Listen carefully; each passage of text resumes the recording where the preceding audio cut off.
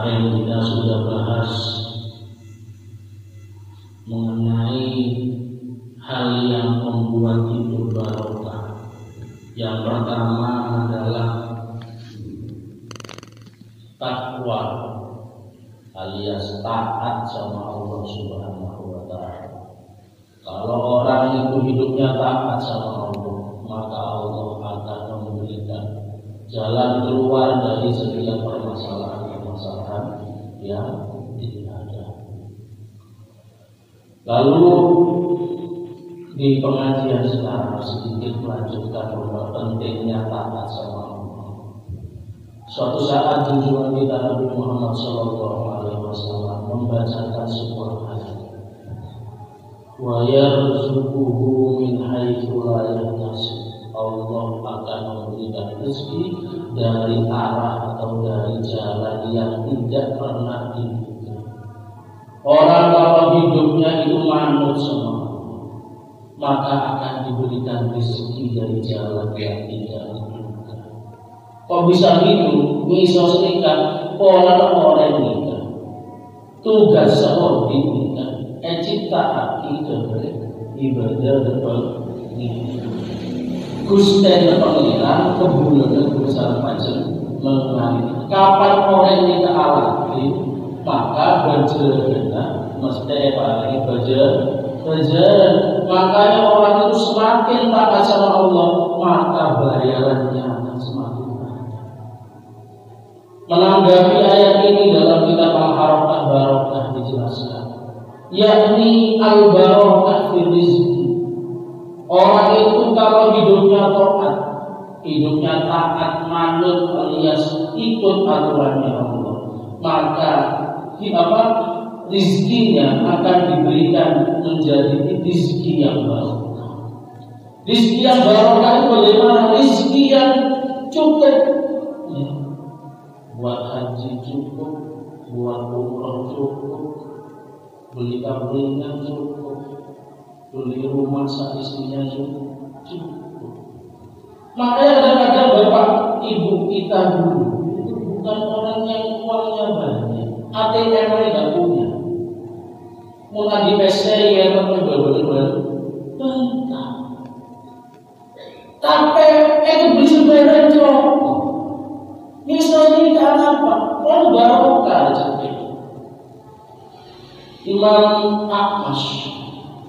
Imam Ahmas berkata dalam kitab Al-Harakah Barokah, maka harus sumalihi at-taqwa kalat al-arsan an-wasfiri.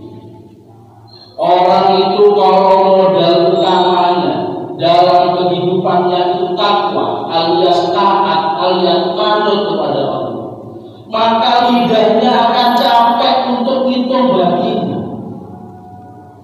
Sebagai itu ngebatin kan kesok mulai taatnya. Kenapa? Saking banyak.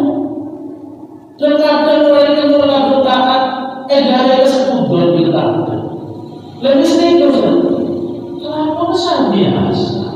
Mitani. Tapi anak-anak kuliah gimana? Nanti sepeda motor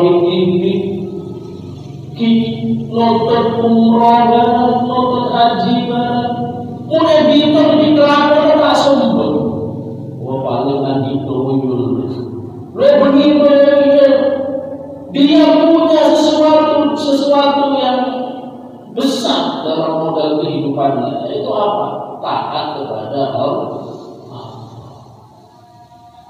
Maka masyarakat muslimin rahimahullah, nanti ke belakangnya kita akan membahas bahwa ketaatan apa yang akan mendatangkan berkah dalam kehidupan kita. Yang terpenting dalam kitab Fawaidul Mu'tabar ini ada sebuah makalah ulama yang begini, bahwa ada yang harus dipahami adalah bahwa ridhonya Allah, relanya Allah, sayangnya Allah itu Allah letakkan pada hal-hal yang bersifat perintah dari Allah. Maka kalau ada perintahnya Allah, pasti di situ akan mendatangkan rasa sayangnya Allah. Kalau kita lakukan, maka kalau kita sholat adalah perintah, kita lakukan akan mendatangkan sayangnya Allah. Jamaah itu perintah, kalau kita lakukan akan dapat sayang dari Allah. Seperti sampean lah, kalau sampean manut disuruh sama bapak ibunya, disuruh ke pasar mau, disuruh sekolah mau, disuruh ngaji mau, kalau disuruh pokoknya mau, pasti orang tua sampean sayang teman-teman. Tapi juga sebaliknya, Allah meletakkan marahnya Allah, murkanya Allah pada apa-apa yang dilarang oleh Allah. Kok ada barang yang dilarang sama Allah, mesti Allah akan marah kalau dilakukan. Ya sama dengan sampean, kalau sampean dilarang, mesti kalau dilakukan ada yang marah. Dan katanya dalam kitab Al-Qur'an Taala ini dijelaskan, jangan sepelekan dosa atau maksiat walaupun sekecil apapun. Kalau Ustaz cuma meleleh, cuma kaleleh tangan bini, paling cuma cari istighfar lah kayak lah. Hati-hati, dosa itu walaupun kecil jangan disepelekan. Karena apa? Karena setan itu melakukan satu kesalahan. Setan itu diusir dari surga cuma hanya gara-gara satu kesalahan. Yaitu apa? Tidak mau perintahnya Allah. Nabi Adam itu diturunkan ke bumi oleh Allah karena satu kesalahan. Lah kita kadang-kadang yang hidup ini apa? Kerja cip pinggir di besar macam ini kan. Sare arasanan, biasa, laku lanjut bersambung, boleh sarasana lanjut boleh. Kita tetangga ini, jangan disepelekan. Ada sebuah keterangan dalam kitab Fawaidul Muta'affin, dalam kitab An-Nawadir ada cerita begini. Dahulu itu ada orang seperti itu. Sarang Allah yang paling hidayah, diberikan petunjuk dalam hatinya, mau akan naikkan tinggi, dan apa? Dia berpikir begini dalam hatinya, saya ini hidup 60 tahun. Kalau seumpama dalam saya hidup 60 tahun itu sama dengan 21.000, masalahnya 21.000 hari. Jadi kita boleh tahu ya. 60 tahun sama dengan 21.000 hari. Kalau umpama satu hari saya itu melakukan satu kesalahan, berarti hari ini sampai hari ini saya sudah melakukan 21.000 kesalahan. Kalau dengan mengkos melakukan pengeran ini betul selekor itu. Panjenengan Pak umpama andi tetangga. Lanyala ping selekor ribu kali. Rakyat panjenengan buat tetangga panjenengan ini tidak apa lagi. Saya paham ini. Sampai punya tetangga, ya tetangga sampai itu melakukan kesalahan, lanyala sampai ping selekor ribu kali. Dan apa lagi? Muncul tak cocok barang selekor ribu kali. Karena mulai topol-topol tak cocok, saya bukan kan? Lanyala sekalian beli gorengan lokal, mau boleh saya bukan? Saya bukan. Maka akhirnya apa? Begitu enak nih, kemudian langsung apa? Cari nomor. Begitu mulai nomor, jadinya yakin apa Pak? Ya Allah, boleh saya bukan. Musa kalian bukan kesalahan bersampai ada kalau lagi itu sampai saya boleh bukan. Dia mau puasa ketemu Allah SWT. Ayo benar boleh jadi boleh begitu jadi boleh. Mau jadi boleh, kenapa boleh? Ada terus kapot terus boleh. Maka dalam jelas lagi saya orang dia mau beda orang, mau beda orang. Oh ini saat ini kan cuma sampai sekolah saja. Ya sama. Di dua itu di nyampe kan terakhir mun sampai 9 tahun apa terus lah mun terus ada banyak dan apa kuatku sekali kepada Gusti Allah Subhanahu wa taala. Ampun. Maka jangan pernah sepelekan dosa. Walaupun dosa itu hanyalah sesuatu yang sifatnya remeh bagi panjenengan sendiri. Lebih-lebih kalau urusannya dengan orang lain. Karena apa?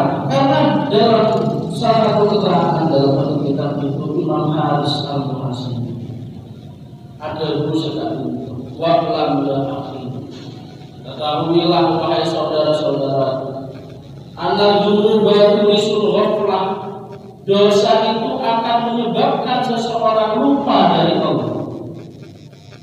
Panjenengan tempat itu kupluan langkong artisan langkui roh di atas tempat rakyat di masjid dan bukan mau perlu saya mulai walaupun tulisul qaswah, lupa itu akan mendatangkan kerasnya hati. Gak boleh orang itu mulai ahli maksiat, gak boleh orang enggak jangan apa, jangan kuat, tapi jika dia orang kuat, tangan tekan sendiri ya.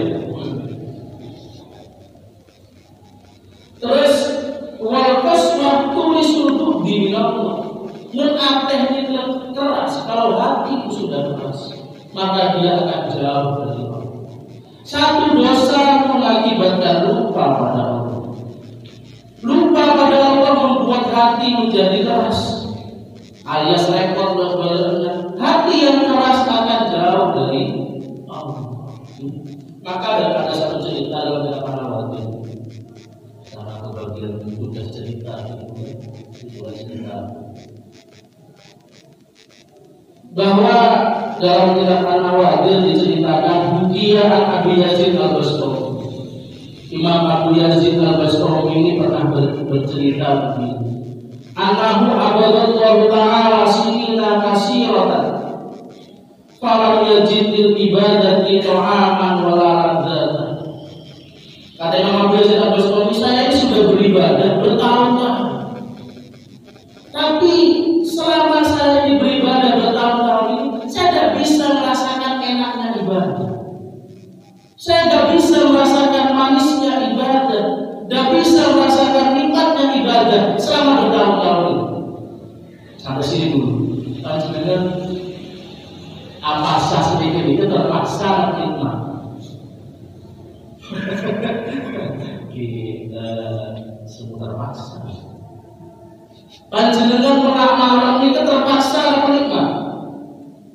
Ngaji itu terpaksa nikmat. Umpama ekstra melena melihat HP hari Quran, mereka nyambung sudah ini.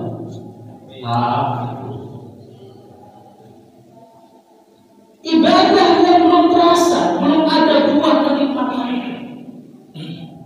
Kalau orang itu sudah hidupnya dikasih nikmat dalam ibadah. Saya pernah baca di Pontianak itu sekarang ada Syarifah yang umurnya kalau tidak salah 103 tahun. Beliau sudah hafal Quran 8.000 kali. Sudah hafal 8.000 kali. Ini kalau bukan orang yang sudah dikasih nikmat dalam ibadahnya, tak bisa. Wadah bisa ya apa rumusnya?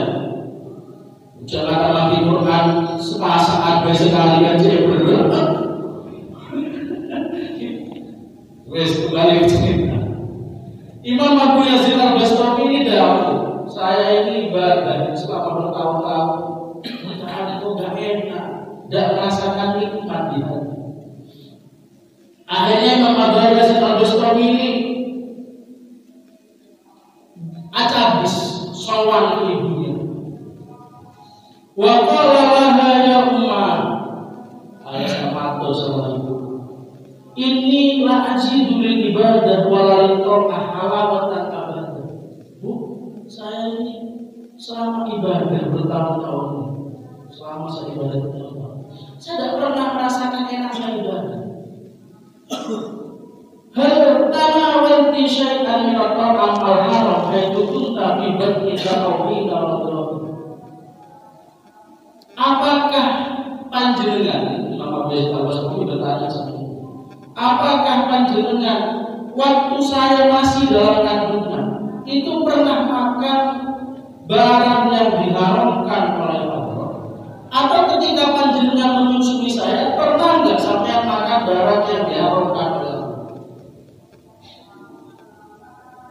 Panjenengan ini waktu saya masih di kandungan dan saya masih disusui panjenengan, pernah nggak ada satu barang haram yang masuk ke mulut panjenengan? Kenapa? Karena sampai hari ini saya belum bisa merasakan nikmatnya ibadah. Akhirnya ibunya bercerita kayak begini, fakta-fakta kaumilah, ibunya mikir, nggak pernah saya makan barang yang diharamkan oleh Allah, nggak pernah. Mosok, coba dipikir lagi, mikir lagi, nggak pernah makan barang apa. Coba kalian pikir dulu, dipikir. Ayatnya ibu ini begini. Summa qala, lalu ibunya berkata, ya bunayya, lamma kunta fi batni, sa'idtu fawqa sakhi. Nah, dulu waktu kamu masih dalam kandungan, saya itu kerja di rumah orang. Lalu saya naik ke lotengnya si tuannya, si bosnya. Fara'aitu ihanatan fiha. Lalu saya di situ itu menemukan ada sisa makan. Rek-rek. Fastahaitu. Lalu saya ingin melihat makanan itu pengen. Fa'akaltu minhu miqdaran milakin. Lalu saya coba sak pucuknya aja. Benih aja sekerah benih. Ya, umpama weci saya cocok gigi. Gigi adalah sama. Cuma sekedar penasaran saja. Biwairi ilmi sahibi, dengan tanpa izin dari pemilik makanan. Faqala Abu Yazid, tadi Abu Yazid al-Bastami matur dari ibu. Ma huwa illa hadza, fadhhabi ila sahibihi wa ahlihi bidzalik. Ya Allah, Bu, sedikit betul-betul tolong dan juga. Sekarang panjenengan aja habis. Soal sama orang yang punya makanan itu. Lalu mintalah halal kepadanya. Mintakan halal pada dia terhadap sekujur makanan yang telah panjenengan makan. Akhirnya ibu yang Abu Yazid al-Bastami aja habis ke pemilik. Lalu menceritakan kejadian itu. Akhirnya diceritakan saya sekolah kripti Pak. Mau panjenengan pada orang, kok minta kulit, wajib sedikit, usah pegel panjenengan. Udahlah, kalian boleh kan ceritakan sendiri tidak apa awal-awal. Maka tapi maaf ya, ini ibunya Imam Abu Yazid al-Bastami, bukan imam yang ibu ulama aja mesti ada agama. Mungkin waktu itu beliau itu pakai dalil yang sering kita pakai. 5.000 paling itu paling apa? Pakai dalil itu mungkin. Beliau yang benar akan dikatakan nanti pemerintah Abu Yazid al-Bastami. Beliau pakai dalil yang lebih ringan, Pak. Paling apa? Paling besar macam dengan berisau pun tetangga, paling apa? Mulai hidup biasa berjajan di kamar paling apa? Mau tahu ini saya tahu apa? Mati besar atau sejalan apa? Berarti kan ampun ya. Ampun selesai di ampun selesai. Akhirnya apa? Begitu sudah diberikan halal, sudah dimaafkan sama si pemilik jajan. Akhirnya ibunya Imam Abu Yazid Al-Bastami datang dari Abu Yazid Al-Bastami kata apa lagi? Nah, wis lemari pahala bisa andi. Ada terjadi apa? Empon semakin beri lupa ayatnya. Di hati sudah penuh halawatul iman, halawatul ibadah yang selama ini dilakukan tumpah di sini. Makanya gak heran Abu Yazid Al-Bastami jadi salah seorang walinya Allah. Maka teman-teman jamaah Majelis Syafi'i yang dirahmati oleh Allah, kalau saat ini berusaha sebenarnya kita selalu alias buat apa ya? Ya sementara ya cek selawat ya sementara ya cek ruwet ya cek ria sengkak ya cek dipikir bareng-bareng ya mau juga mikir. Jangan-jangan di situ ada barang-barang yang haram yang pernah kita makan. Masyiral muslimin rahimahullah, dalam kisah yang lain, dalam kitab Fawaidul Kitab, kalau nggak salah saya belum cerita ini Imam Fudail pernah suatu saat melakukan satu kemaksiatan. Kalau tadi saya bahas barang haram, sekarang saya bahas kemaksiatan. Karena yang nggak garai hati kita apes itu bukan cuma barang haram, kok maksiat barang yang garai apes, garai jauh dari Allah. Imam Fudail dia suatu saat pernah melakukan satu kemaksiatan. Begitu melakukan kemaksiatan, malam harinya melakukan kemaksiatan kepada Allah, besok paginya dia menemukan kudanya yang sudah tidak bisa dilakukan. Kudanya menjadi kuda yang nakal, alabel, alabel. Lalu dia menemukan istrinya melawan kepada dia. Lalu dia menemukan pembantunya melawan pada dia. Akhirnya kuda dia mikir, kenapa ya? Kenapa kok istri melawan, kuda melawan, bahkan pembantu juga melawan? Kenapa? Dipikir malam amasinya. Begitu Imam Fudail beristighfar, meminta maaf pada Allah, apa yang terjadi? Kudanya memanggil, istrinya meminta maaf, pembantunya juga meminta maaf.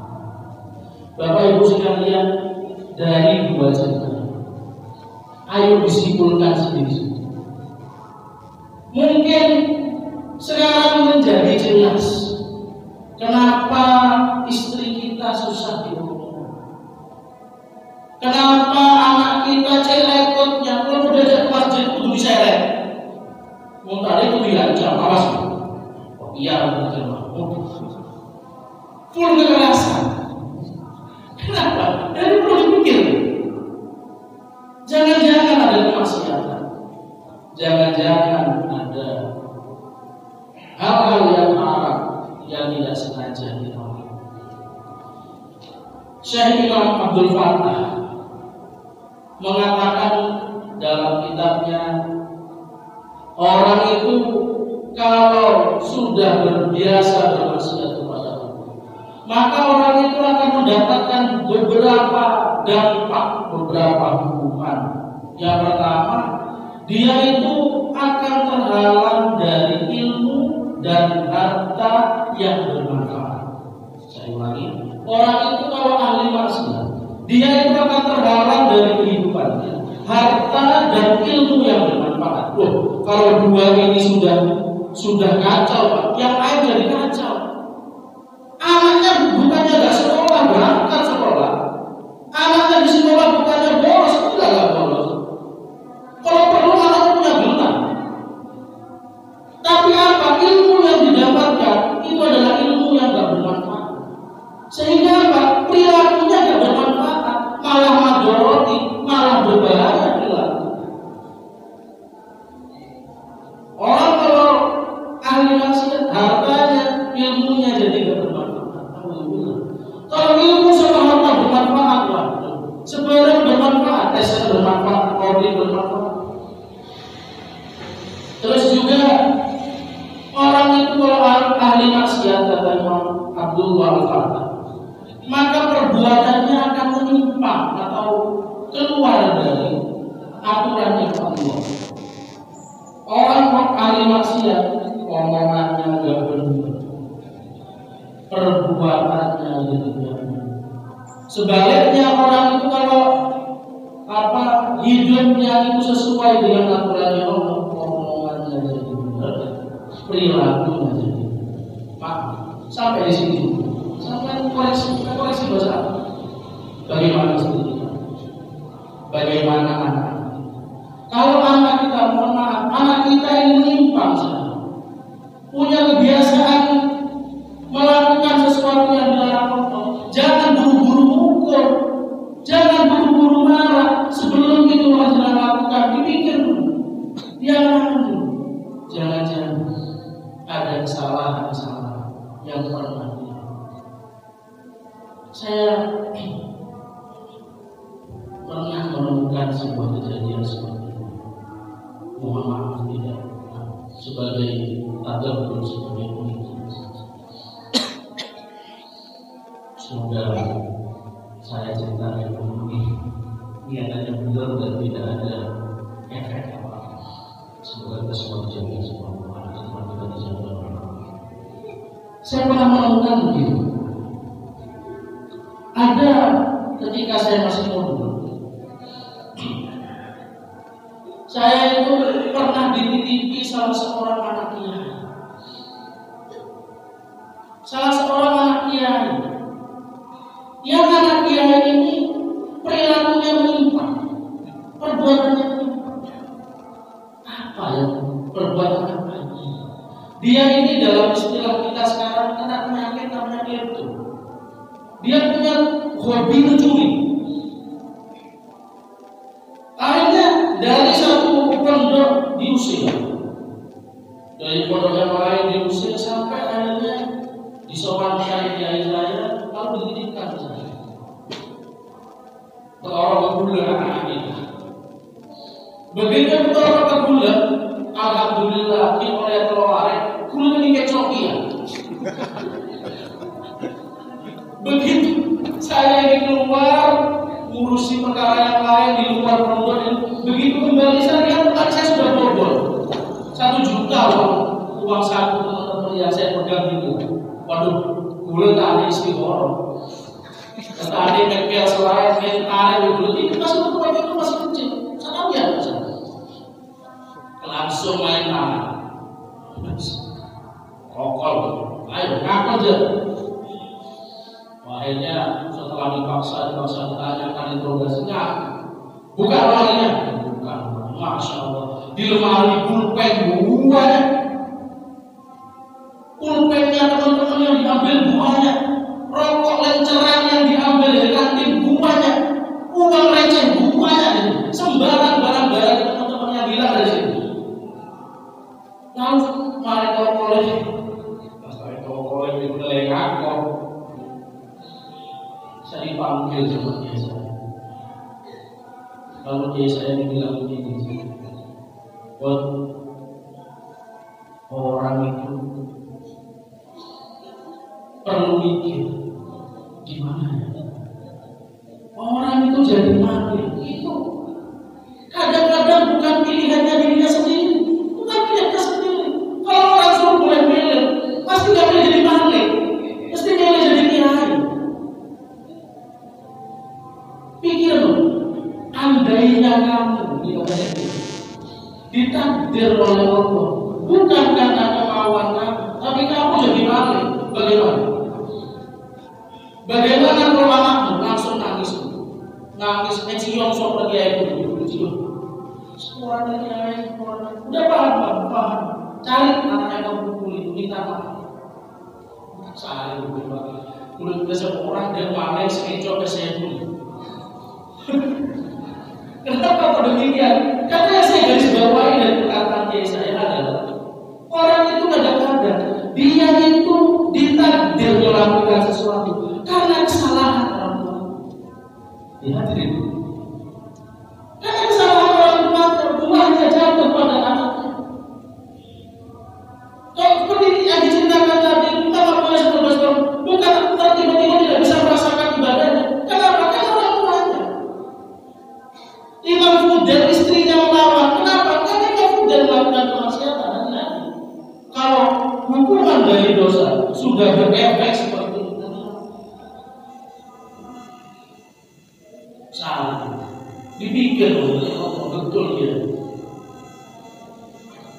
bapaknya tidak, lingkungannya lingkungan pesantren bagaimana, mestinya terus lingkungan yang fokus. Tapi karena satu kesalahannya dulu entah apa, anak yang menerima Allah. Saya cerita begini sebagai pelajaran saja. Kalau panjenengan menemukan anak panjenengan melakukan kesalahan, tidak, jangan-jangan ada dosa yang harus kita ubah. Sudah, masyaallah muslimin, dosa itu akan mendatangkan keruwetan. Kenapa mendatangkan keruwetan? Karena dosa berhubungan atau berbanding lurus dengan marahnya. Maka kita tidak akan pernah bisa membayangkan bagaimana Allah akan menghukum kita kalau Allah marah pada kita. Bahkan kalau sampai dosa ini sudah merajalela, cagam pangestu senikle badai mahkamah, maka Allah akan memberikan hukuman massa. Allah akan memberikan hukuman massa. Sedosa ngaku sedak dosa, yang ikut maksiat apa yang tidak ikut maksiat. Kalau maksiat sudah di mana-mana, Allah akan menghukumnya secara umum. Termasuk salah satu hukuman Allah itu ketika maksiat sudah merajalela, itu adalah namanya tawon. Tawon itu dalam istilah orang Jawa paduh. Kalau dalam istilah umum dikatakan sebagai wabah. Apakah wabah tawon? Apakah wabah pasti tawon? Apakah tawon mesti wabah? Ya. Dua-duanya ini sesuatu yang berbeda. Apakah corona ini tawon? Wallahu a'lam bishawab.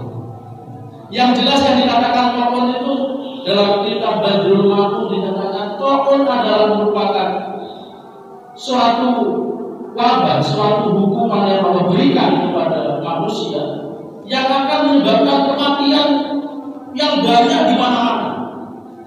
Kalau kata abah saya, waktu abah saya masih muda, pernah ada kejadian namanya kolera. Itu kolera itu di Madura yang meninggal 1.500.000 katanya. Saya pernah itu. Namanya apa? Kenapa matinya banyak? Zaman kita sekarang apa? Corona. Yang mati bukan cuma orang yang toksik, pekerjaannya juga ikut mati.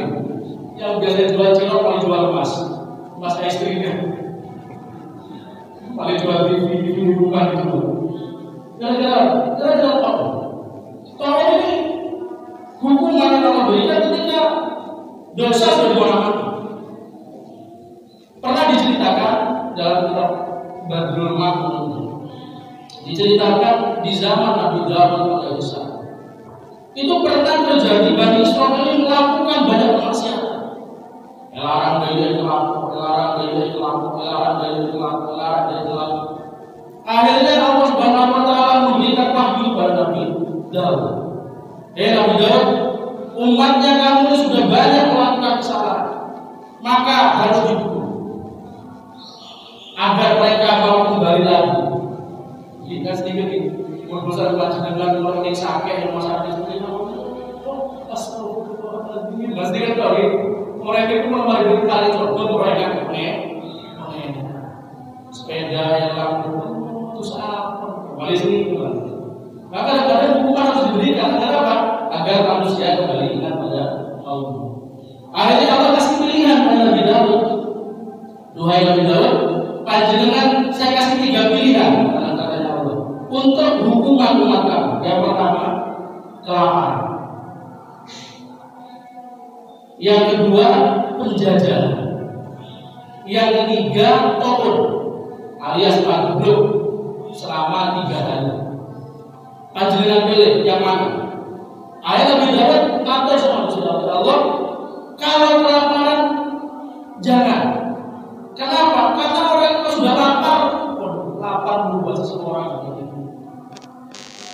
Orang itu sudah lapar jadi apa?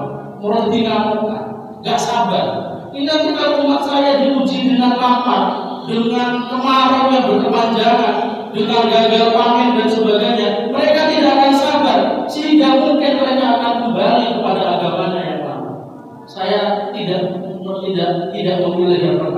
apa saja. Yang kedua, pilihan yang kedua adalah penjajahan. Saya tidak memilih. Punten ya Allah, kalau tak pilih penjajahan. Kenapa? Karena penjajahan itu akan membawa banyak kerusakan. Mempelajari macam buku sejarah atau mungkin ada yang sudah yang menangi juga masa penjajahan dulu. Penjajahan bukan hanya dikuasai kok, ekonominya diambil, kehidupannya dirusak, agamanya dihalangi. Sehingga Pak, Nabi Daud tidak memilih.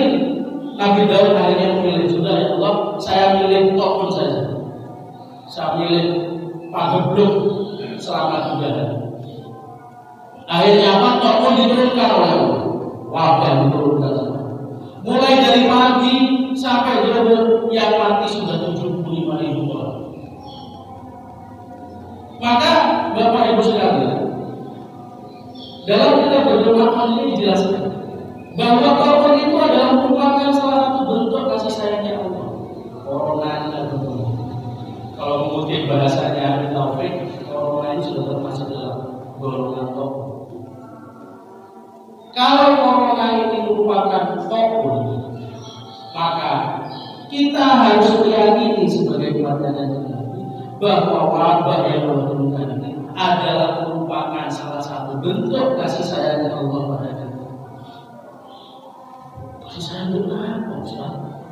Pasar sepele, waktu warna kita maskeran, asalamualaikum warahmatullahi aja bahalang ngopi yang baru enak polisi. Gimana kasih sayangmu? Kasih sayangnya bahwa orang itu kalau terkena, kita bahasa yang benar. Orang itu kalau nyapok, maka kalau yang kafir ya berarti jadi apa? Tapi kalau yang kena itu orang Islam, lalu ketika dia ini meninggal dalam kondisi dia benar, artinya tidak, kan orang itu kalau meninggal kan usianya macam-macam. Kalau dia benar dalam matinya dalam kondisi Islam, maka dia tercatat sebagai syahid akhir. Sampai dalam Al-Quran menceritakan besok-besok di hari kiamat, aina syuhada, mana orang-orang yang mati syahid? Bangun para pejuang, para orang-orang yang membela agamanya Allah sampai mati perang bangun. Termasuk orang-orang yang nakal ini bangun. Tanyakan sama orang sahabat saya, berarti mati itu mati perang lagi. Loh, kalau saya itu matinya karena tokon, saya syuhada juga. Lalu Allah mengatakan, lihat, kalau memang matinya benar, berarti dia mati syahid. Jadi saudara-saudara kita yang muslim, yang matinya karena wabah, kalau dia matinya benar, mati syahid. Bagi yang hidup apa? Iman. Bagi yang hidup apa imannya? Iman yang pertama yang mau diambil dia mengingatkan kembali kita kepada Allah. Zipi mutasarati presidennya Cina. Kami negara yang tidak ada yang bisa melawan kami. Yang presiden Cina. Aduh, kalah kuman, kalah bakteri ya. Yang dilihat pakai mata gak kelihatan. Sudah buat dunia kacau. Amerika kacau, Cina kacau, dunia kacau semua. Kenapa demikian? Mau gak mau sampai mereka coba pakai obat ini gagal, dikasih social distancing gagal, physical distancing gagal, sampai semakin PSBB udah semua ada penyakit deh. Tampil ini dikasih gini sampai akhirnya semua mengaku ini apa semua? Tadi lalu, tak bisa dilawan. Maka dalam kitab Berdoa Mentok sifatnya itu dijelaskan banyak sekali hal-hal yang bisa dilakukan ketika terjadi wabah seperti ini, yang agar kita ini oleh Allah dijaga dan diadakan. Semakin kita orang begitu, kita unik. Di sebulan itu semakin masjid ramai. Musuh buat itu pusat. Karena apa?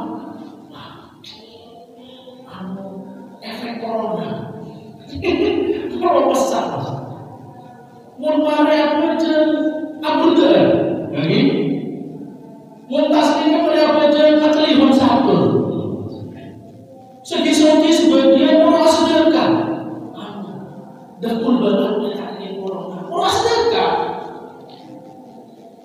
soalnya apa? Saya musuh banyak senang ketelah itu mau sedekah sebenarnya paling coba bigel untuk semakin oke. Apa yang dilakukan? Pergi ke masjid, orang jalan pasti kalah. Compong orang pasang ibu, sekali pagar orang pagar. Lihat, beda antara ujian pencurian dengan ujian Allah. Wabah, wabah dia rentam corona orang. Masker lagi tembus. Udah lupa. Ada apa enggak mau ya Allah? Ya Allah, ya Allah. Sebiasa dari cuci tangan hanya kalau mau makan. Semakin walaupun nggak makan cuci tangan, ada seberapa beberapa cuci tangan. Maka Rasulullah SAW sebagai penutup, saya sempat kemarin seorang sama Habib Hasan, Rasulullah Idrus, cucu tempat putranya. Kalau yang terus tinggi Muhammad SAW, ponakannya SAW, saya seorang dia koordinnya majelis Islam. Saya tanya bagaimana Habib menyikapi kondisinya seperti yang sekarang. Maka jawaban beliau saya berikan khusus. Kita ini dikasih ujian sama Allah, jangan sampai menjauh dari Allah. Tapi jangan melanggar aturannya pemerintah. Kalau pemerintah memberikan aturan apa, ayo dijalankan. Tapi jangan sampai membunuh kegiatan keagamaan. Jadi kalau di daerah-daerah yang masih aman, ayo jamaah, ayo tarawih, ayo sholawatan. Tapi di daerah-daerah yang sudah tidak aman seperti Jakarta, ayo diikuti. Tapi jangan sampai kegiatan ibadahnya menjadi lemah. Wong kita lagi diingatkan, yang ngaji ayo ngaji. Kalau daerahnya aman, pada berpintok, ODP ada, tak masjid, tak corona, udah aja ODP ada. Ya sudah kalau nggak ada, ayo berangkat.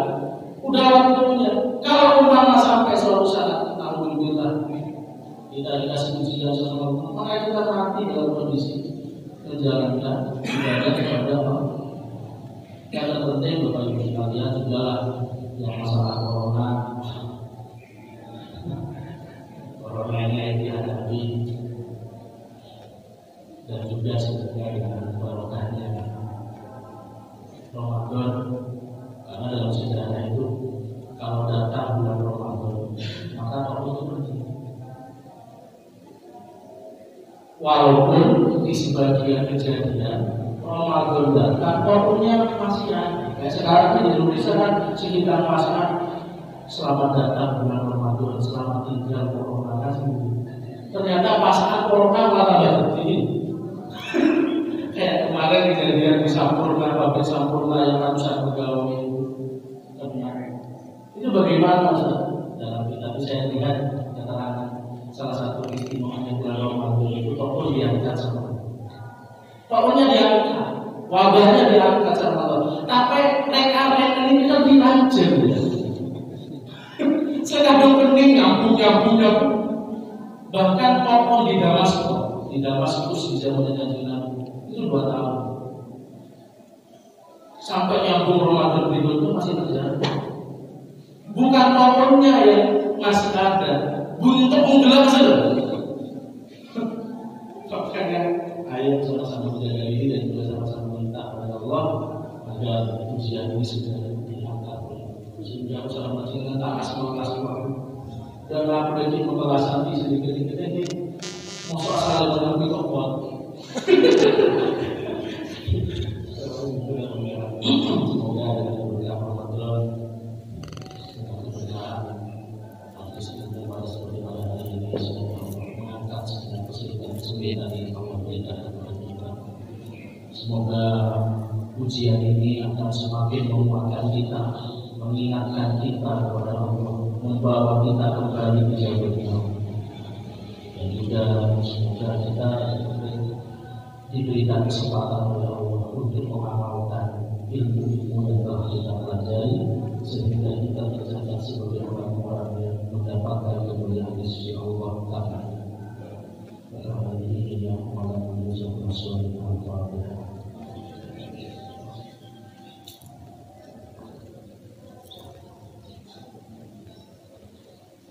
Kurang lebih mohon maaf. Wassalamualaikum warahmatullahi wabarakatuh.